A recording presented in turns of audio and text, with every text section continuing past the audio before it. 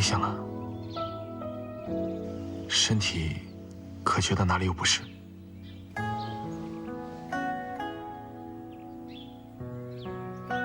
燕哥和苏姐姐如何了？都已安置妥善，我已让他们在府中住下，不要担心。那医馆呢？新医者可还忙得过来？他们做事妥帖，你放心吧。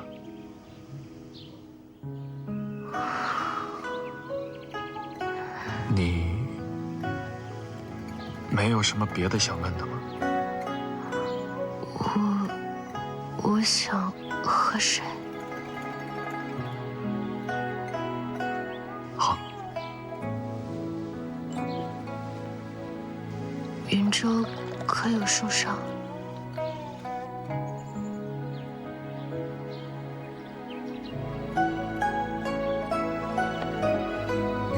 你放心，你呢，安心养病，其余的事有我在呢。来，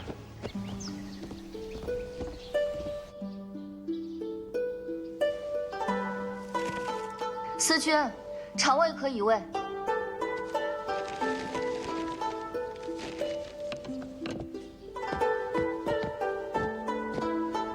您是哪儿不舒服呀？腹痛2日，今日头晕乏力，约是逾期10日为止。那边请。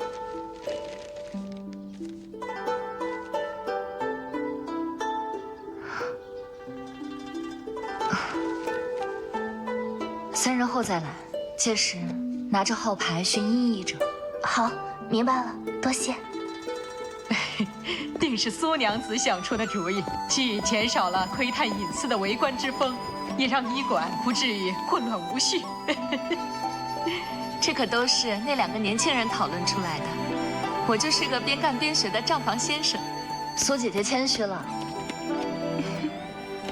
如今殷娘子不在，司郎君担子可重了，这医馆上上下下可指望着您呢。又赞了，司某不敢居功。好了，走了。好，谢谢。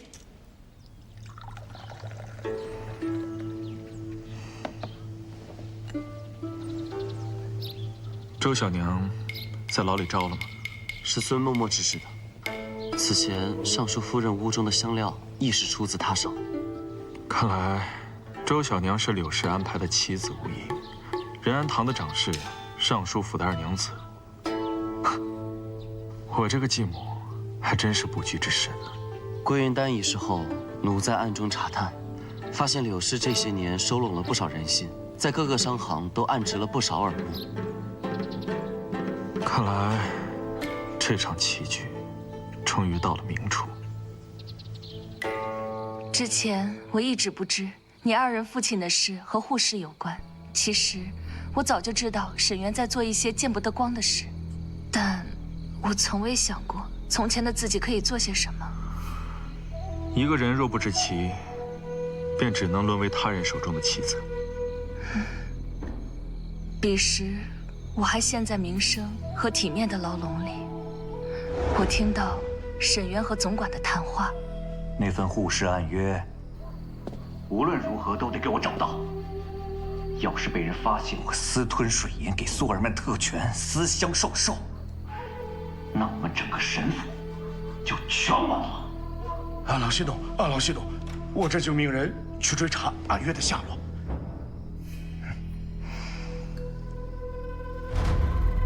他们上交户部的那份护氏契，只是障眼法，实则还有另一份暗约，其中包括为苏尔曼减免关税，并且指定某家商号独家承运，还剥夺了长安世伯的议价权，擅自定价，抽取其中的利润。暗约？殷家的确有漕运的生意啊。萧郎君，有漕运生意的不只是殷家。好了，我就是这么一说而已。这么看来，这份暗约一旦公之于世，沈渊、苏尔曼，还有那个一直躲在暗处的人，都会难逃罪责。但这份暗约却被总管弄丢了。沈渊、苏尔曼，你们阿耶，原来冥冥之中，命运早就把我们绑在了一起。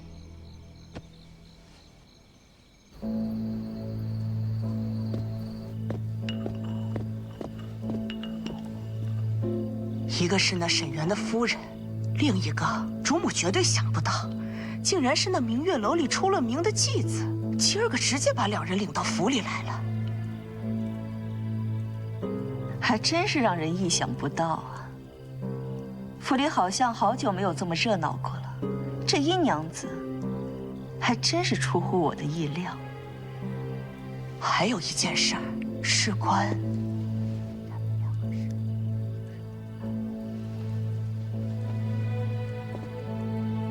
他们知道的太多了。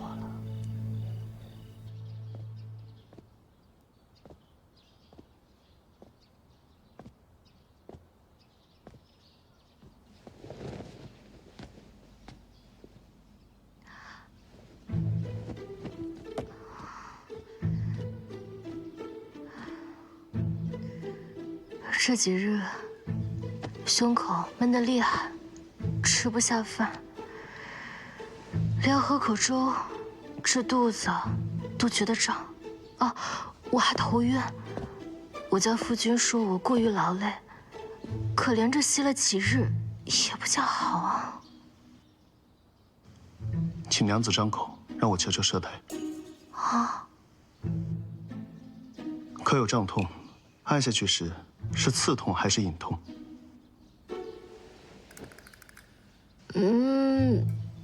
那倒也没有，我觉得或许是气血亏虚的厉害。前几日确实如娘子所说，气血亏虚的厉害。不过现在已经大好了。神了，他连这个都能看得出来。有没有可能前几日就是他去萧府救的你？甘拜下风。啊，不敢不敢。况且家父本就有愧于娘子。苏姐姐，你还别说，咱们医馆的医者都神神叨叨的，怪好玩的。倒也不必行此大礼。往事如烟，何须挂怀？不知令尊现况如何？哦，他还在新赵府关着呢，也算咎由自取。你还挺不容易的。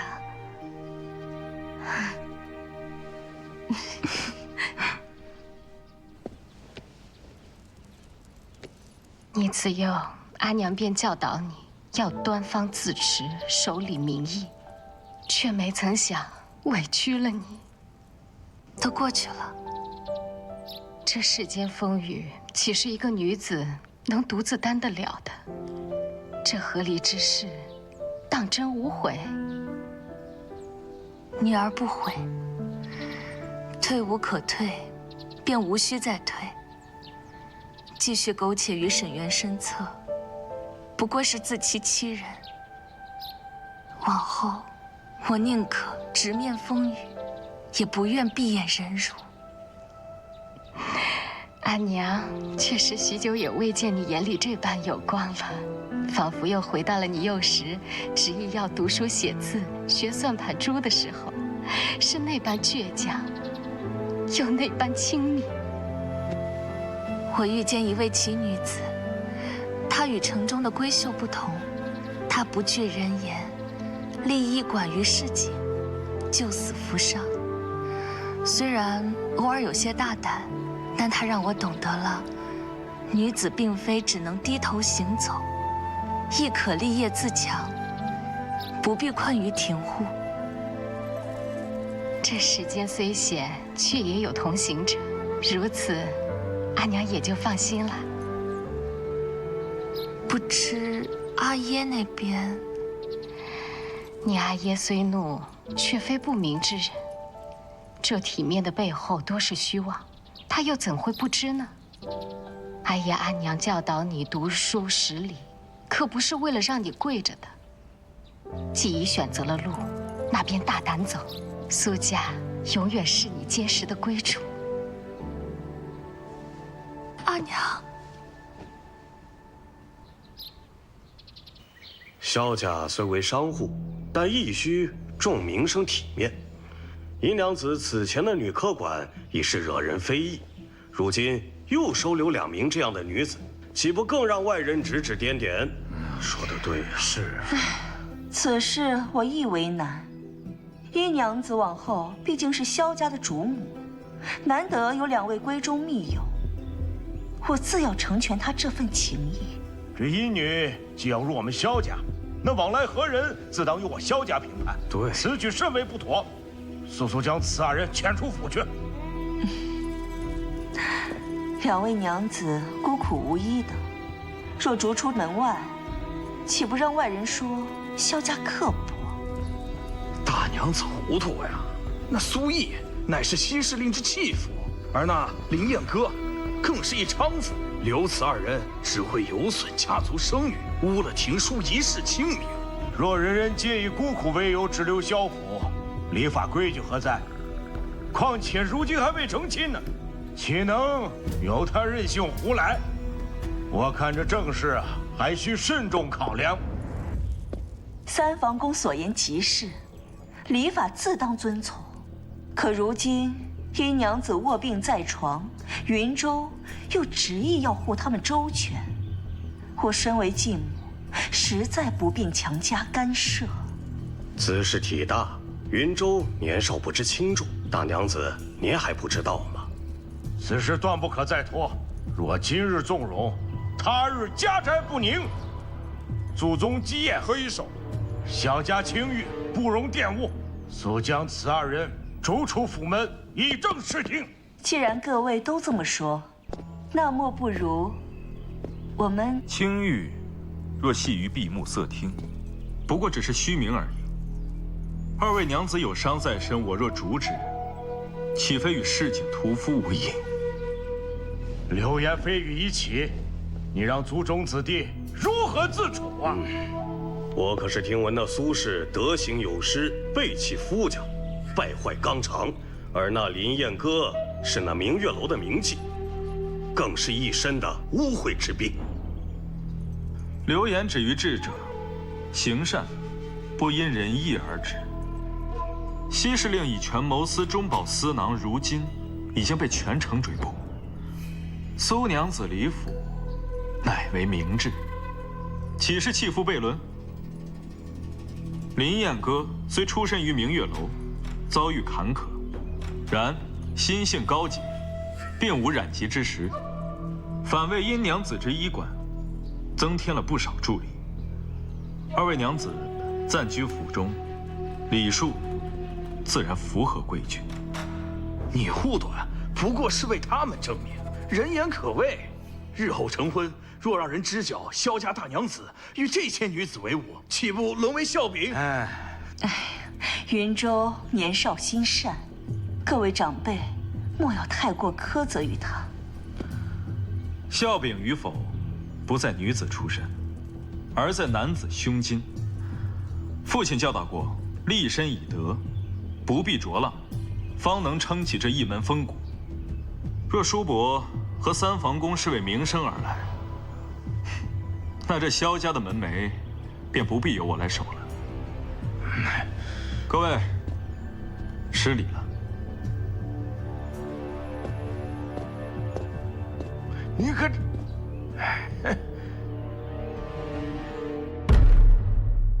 我回了一趟苏府，和母亲说了和离之事。你终于想清楚了。我早该明白了，与其在一座金笼里枯萎，不如破风而行。这世上总有人走着不一样的路，是你们让我有了挣脱的勇气。苏姐姐，你其实一直是一团火，之前被风给灭了，如今这一团火又重新燃烧起来了。对，说起来意外，母亲竟未责我，反倒支持。这世上哪有母亲想让自己女儿过得不好的，是吧，严哥？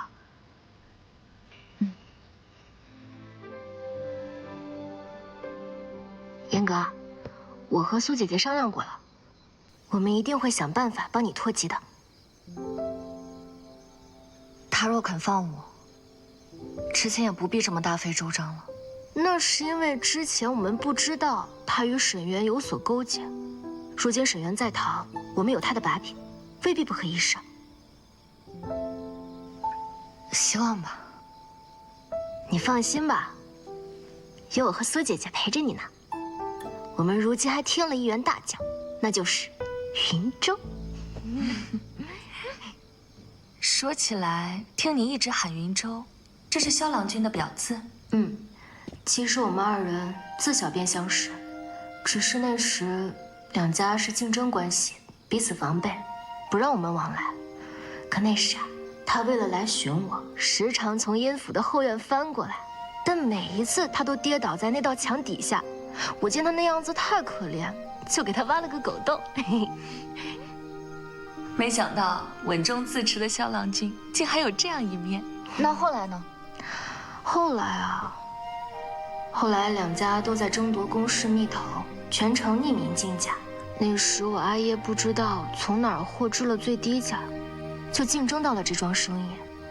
萧伯父便以为我是有意接近的云州。我不信你会做出这等事。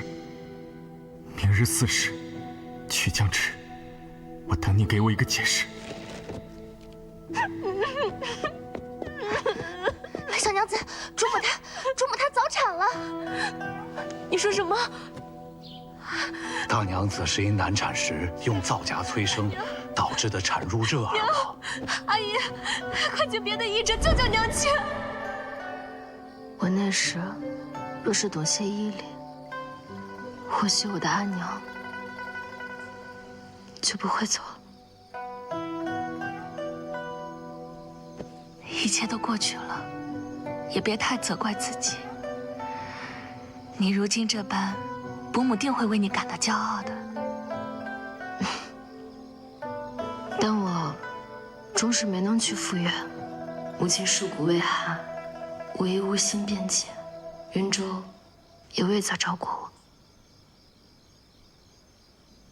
你可知白日里因我二人暂住萧府，萧家众人上门责问，要将我和燕哥赶出府去。竟有这等事，为何不告知我？唉，那是因为你的云州郎君扛住了所有的责难，冷着脸一句句驳了回去。你搬进萧府已近半年，可曾想过等丧期一过，与萧郎君完婚？不敢想。我知云州待我如何，但我二人始终忘不掉父辈的恩怨。我现在啊，就只想好好的把我们的医馆发扬光大，帮我阿耶还债，找到我阿耶，和我阿耶一家团聚。各位娘子，今后女科馆将开设验伤道，由我和司医者诊断所有因家暴、毒药、香料所导致的非自然病症，皆可出具验伤凭证。这些凭证由我为大家封存，若有朝一日娘子需对簿公堂，这便是有力的证据。往后若有娘子受了冤屈，不必隐忍，尽管来女科馆找我们。这一纸凭证，或许能为你争一口公道。这世道对女子苛责慎重，但我们绝对不可再轻贱了自己。同时，我们会依旧延续夜诊以及临级，无论贫富，希望我们可以为世间女子创出一方喘息之地。说得好，说得好。这人世间的疾苦，除了风寒和湿热，还有人心的幽暗处。我们要做的，就是把无声的伤痛变成有力的反击。我们不仅是医者，更是各位娘子的见证者。我要一个，我也要一个，给我拿一个，我也拿一个，谢谢，谢谢。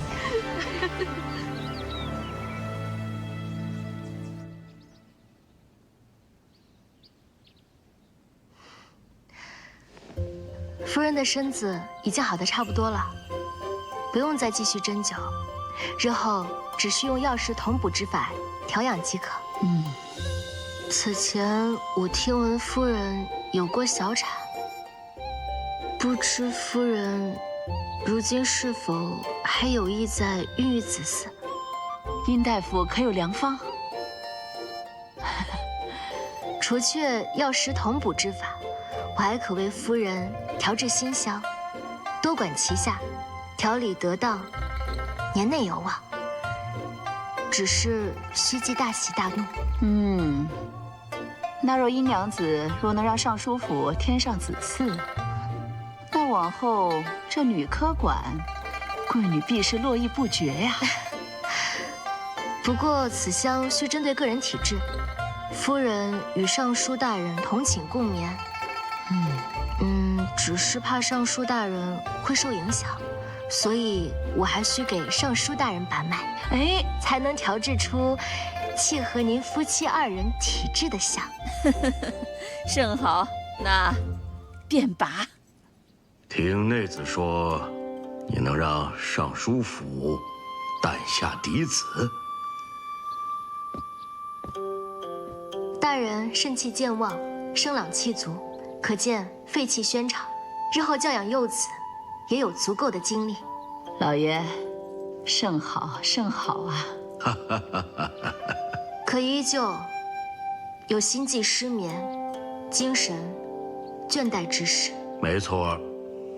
大人可知，思则气结，思虑过度先伤脾胃，脾伤日久，又耗伤心血，故心悸失眠、精神倦怠。想来大人必然是忧思过度，宜静心调养，忌怒忧。在其位谋其政啊，我是身不由己啊。大人忧虑之事，或可从长计议，亦或结志同道合之友，共谋良策。看来殷娘子是深知我的内心忧患呐。看来不知不觉中，我成了殷娘子的棋子。儿不敢有欺瞒，志相为真，想为大人解忧，亦为真。你到底是什么人？儿名殷新月，家父殷世峰。来人，送客。潘羽一事牵连甚广，我阿爷直到现在都还是下落不明。殷家何尝不是深陷泥沼？大人只见一人就可知，而非是想行对大人不利之事，只想为我阿爷证明清白。此人是何人？萧廷书之子，萧景义。他父死于殷家之手，难道他会帮你吗？儿知道所有的证据都指向殷家，但真相往往藏于表象之外。儿已掌握一些线索，足以证明这些事情还有别的可能性。他现在何处？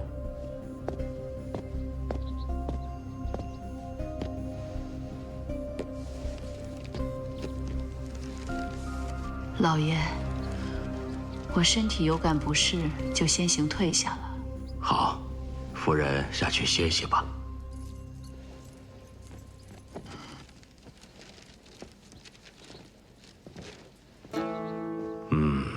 此护湿器与焦油户部的一模一样，这上面的签押，你是否看过？儿见过，但上面的签押并非是我阿爷所签，上面的字迹，笔锋迟滞，墨色浮于纸面，显系模仿之迹，且印泥色泽鲜亮，一看便不是旧物。大家都知道，我阿爷早在半年之前便已经失踪了，怎会在数月之后签署此契？某也一直没有明白，但某的确见过殷世峰。何时何地？可有留下讯息？后来他就消失得无影无踪了，至今未曾寻到下落。那你的意思是，他是以假死来推脱罪责，这运输器是他在故弄玄虚，以此来制造被人陷害的假象。那只是他的推测。若我阿耶设计假死，那他为何不现身澄清？大人明鉴，若我阿耶要推脱罪责，那他何须留下如此破绽？想必是那模仿者急于立正，露出了马脚。你说见过我阿耶，只是形貌相似，却未必是我阿耶。若他还活着，他怎会留你独自一人在长安？若他死了，怎会至今都找不到尸骨？除非他想以假死来脱身。我不知道。沈园和苏尔曼的背后，必定还有一双眼睛在盯着、操纵着这盘棋局，至今还未露面。如果现在将两人抓捕的话，所有的线索都将会中断。某一直拿不定主意，所以特来请示大人，是否由我二人暗中继续调查，还是将两人抓捕，移交大理寺审理？你们可曾想过，这殷世峰在这护士中担任的是什么角色？此器虽然是假的，但若没了它，这护士一环中可是缺失了什么？运输。某清楚应该怎么做了。多谢大人解惑。这些证据我会上交大理寺，但是目前不能声张，因为牵扯面太广，要以静制动。谨诺。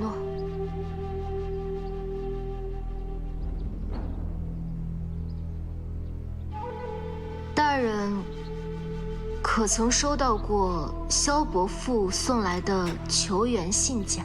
从未收到过。还有什么隐情吗？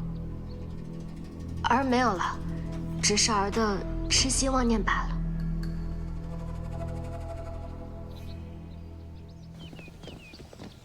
哎，就是他开的那个女客馆，是给武姬看着的那个医馆。对。哎呦，那不是明月楼的头牌吗？哎呀，接待过多少男人了，怕是那医馆也干净不了啊。听说啊，还让那个歌姬参与经营呢。哎呀，什么专给娘子治病的医馆？我看怕是专治那些见不得人的病吧。说什么呢？有病就去治，没病别少嚼舌根。我们说的你听不懂什么意思吗？朝廷有律，贱籍不能自由赎身和参与经营，更何况是那明月楼的头牌。哎，半点朱唇万人尝。就是谁不知道啊？还开在咱们长乐坊，这不是给咱们招晦气吗？你我都各有要事，莫因这些闲言乱了心神。可惜这医馆只能治病，治不了你们这肮脏的心。哎，什么人呢？装什么清高？燕哥，你这是？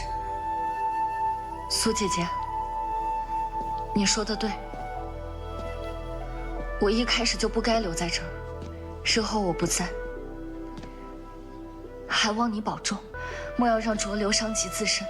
女客馆若能存续，便是娘子们的福气。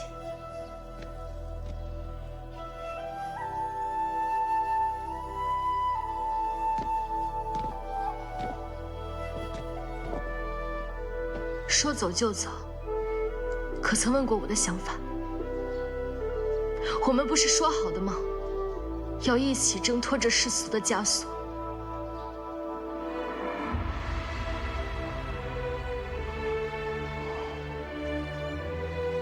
他说，不想害了女客馆。若女客馆因为流言蜚语而倒下，岂不就成全了那一帮有意乱嚼舌根的嘴？难道你想让他们得意吗？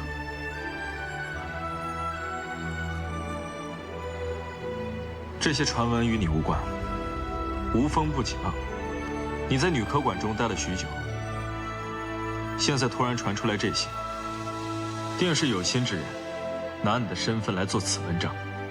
天下之大，哪里都有风雨，与挚友一起共度，风雨才不至于凉了人心。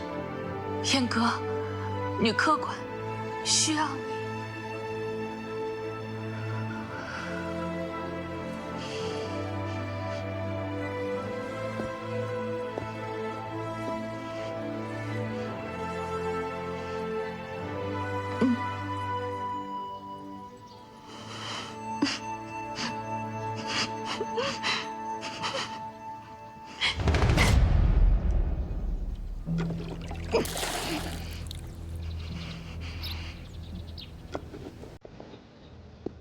还以为你真没了呢。是啊，没想到他还活着。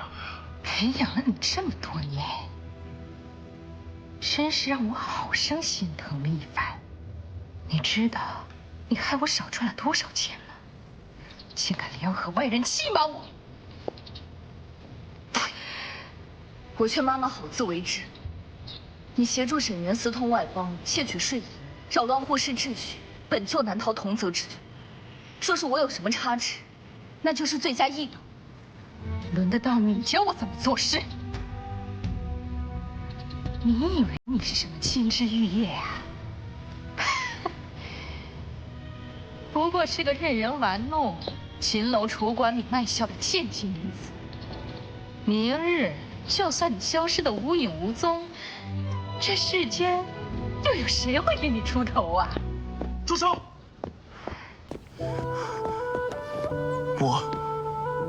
我给他出头。思君，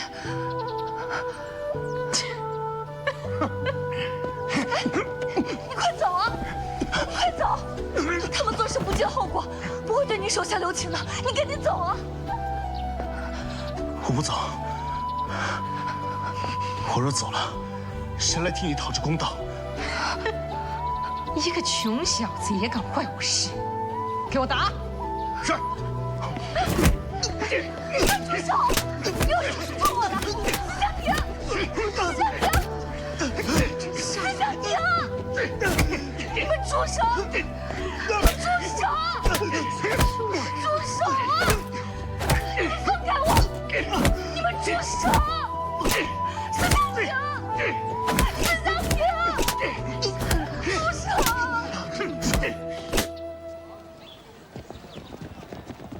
保姆呢？保姆在哪儿？看住他们，跟我走。思君，这是怎么了？所有人原地等候问讯，不得擅离现场。违者，以同罪相论。这明月楼可不是你说什么就是什么的，也不看看老娘背后是谁。大理寺奉旨办案，你倒是说说，你这背后之人到底是谁？正好一同查处。思香婷，燕哥，我给你送吧。大理寺，你说这个，你们是来查沈园护市一事的？护市一案牵扯税银，西施令更涉及命案，自然移交大理寺处理。你替沈园和苏尔曼遮掩罪行一事，同罪相论。我不懂你在说什么。来人，将他带走。等，我愿供出我所知道的一切，能否匿名？只要保我性命，我什么都能交代。我还有证据，我这就去取。封锁前后门。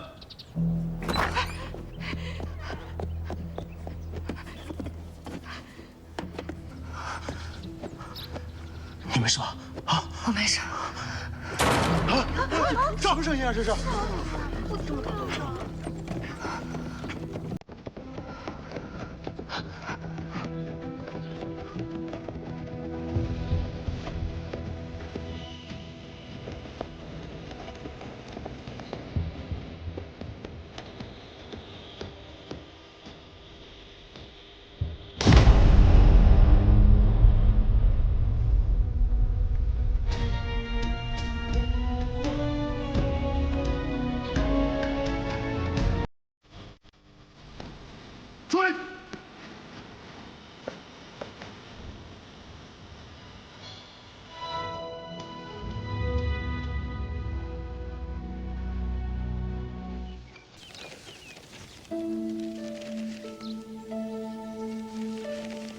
雪芝，这些都是你爱吃的，红麻饼、鼓楼子，还有透花瓷，都热着呢。妈妈死了，我算不算间接为你报了仇？你在泉下有知，可以安息了，下辈子别再做武妻了，也不要遇到像我这样的姐妹。若有来生，希望你生在书香门第，庄下读书，院中赏花，平安终老。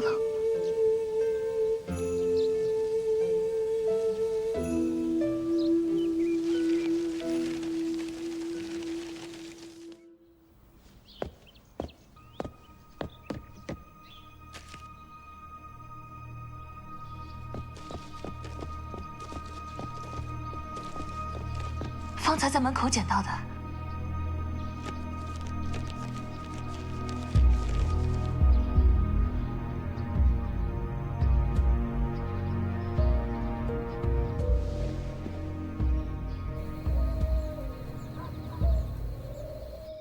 殷管家，这信上的内容是否属实？此信乃阿郎亲笔所书，信中内容皆为事实啊！我说是不信呢。是萧郎君你们找上的我，郎君若是不信，我离开远山。站住！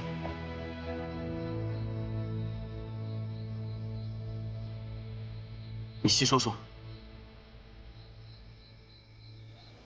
此前，萧阿郎因水银丢失案而查到了护市之事，他打算接近阿郎，借机探查殷家商队和萨罗商团往来账。我们两家虽有多年积怨，但彼此尚能守住良善。此次并非我情愿，实在是萧兄所查之事，实在牵扯太多。他这么想查护市之事，那我们就帮帮他，带他去番禺，速将此信送去番禺。可谁料这一去竟是永别。阿郎本欲在番禺设局，却突遇山匪，乱箭之下，伤队尽数覆灭。我们被山匪逼到悬崖边，无处可逃。我装死逃过一劫。阿郎，阿郎！哎呦，我这可怎么办呢？小娘子还等着你回去呢。那一日，我是唯一活下来的人。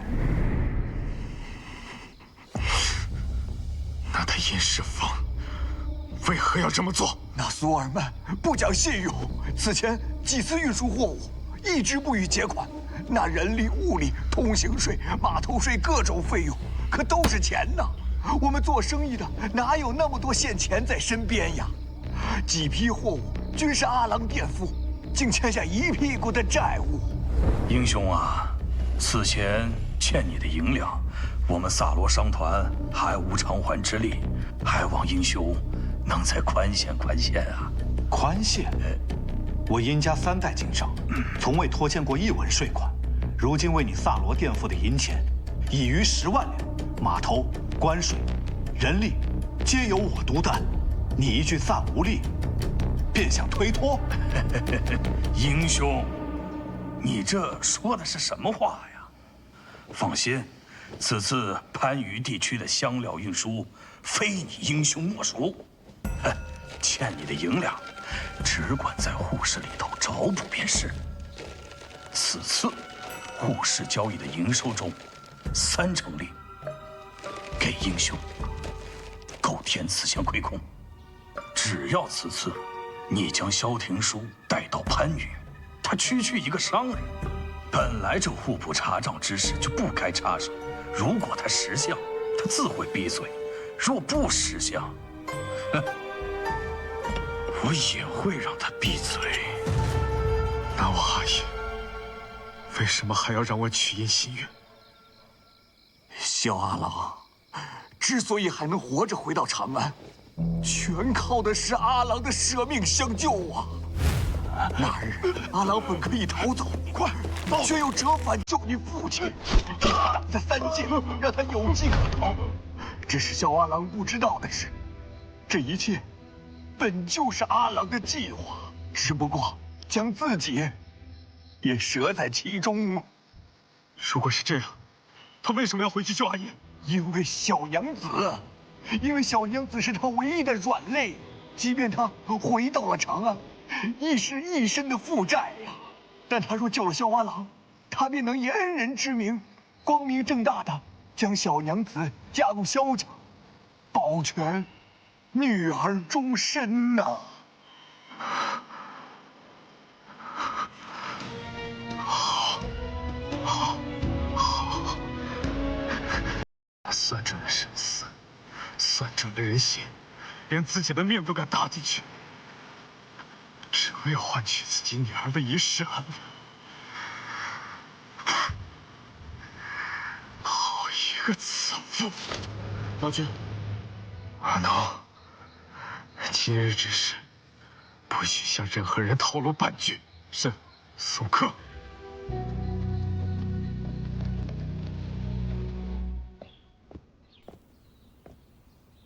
给大娘子请安。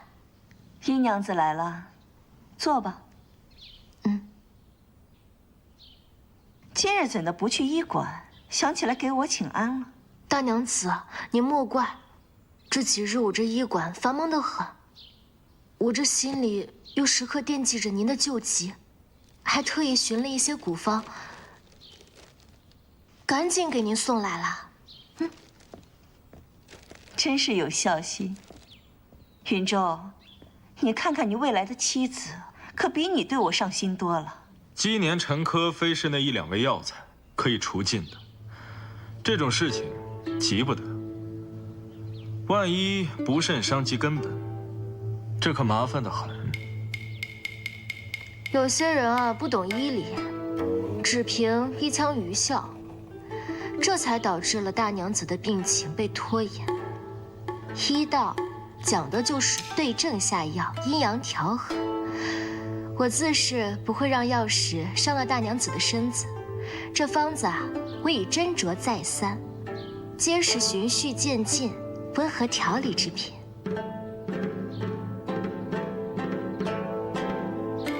今日你二人怎么了？怎能好似吃了火药，话里带刺？大娘子莫怪，大娘子，因如今这真假之争，最忌讳的就是急怒。我怎会因为这些和萧郎君在这儿起争执呢？昨夜下了大雨，我医馆的药材都被打湿了，就先行退下了。还盼大娘子早日安康，萧郎君也少些忧虑，萧府上下得一些安宁。那是自然。你二人可是吵架了？无妨。这丧期马上就过了，你们的婚事也马上就要提上日程了，你怎还如此小孩心性，与小娘子怄气？婚事自有父亲生前嘱咐，一切但凭大娘子做主。云舟便也先行告退了。